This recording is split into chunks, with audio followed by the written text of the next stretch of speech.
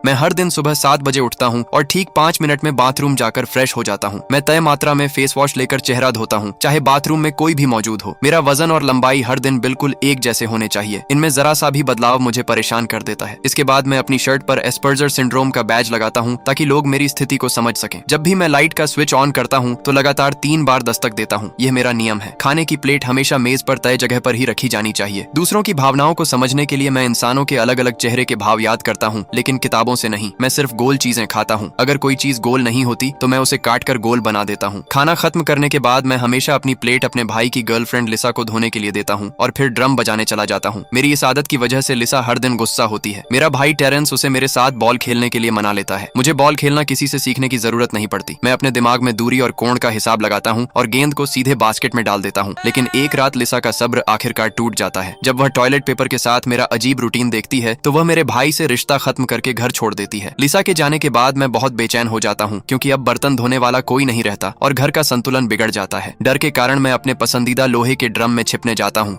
लेकिन उसी समय मेरा भाई वहाँ उदास बैठा होता है। मजबूरी में मैं खुद लिसा के नए घर जाता हूँ और उससे वापस आकर बर्तन धोने के लिए कहता हूँ, लेकिन वह गुस्से में मेरे सामने दरवाजा बंद कर देती है। बर्तन साफ करवाने के लिए मैं अपने भाई के लिए एक नई और परफेक्ट गर्लफ्रेंड ढूंढने का फैसला करता हूँ। मैं अपने भाई की पसंद के हिसाब से 13 सख्त नियम बनाता हूँ और सड़कों पर लड़कियों से अजीब अजीब सवाल पूछना शुरू कर देता हूँ। मैं उन सभी लड़कियों की जानकारी वाली एक गाइड बुक बनाता हूँ और उसे अपने भाई के पास ले जाकर कहता हूँ कि वह उनमें से किसी एक को चुन ले। लेकिन मेरा भाई वह किताब फेंक देता है और कहता है, प्यार ऐसे नियमों का पालन नहीं करता। फिर वह मुझे 2 चुंबक दिखाकर एक नई बात समझाता है। वह कहता है कि जैसे चुंबक के एक जैसे ध्रुव एक दूसरे को दूर धकेलते हैं और अलग ध्रुव एक दूसरे को आकर्षित करते हैं, वैसे ही प्यार में बिल्कुल अलग स्वभाव वाले लोग एक दूसरे की ओर खींचते हैं। अपने भाई की बात सुनकर मुझे समझ आता है कि मुझे अपने से बिल्कुल अलग लड़की चाहिए। इसके बाद मैं लूसी नाम की एक लड़की से मिलता हूँ।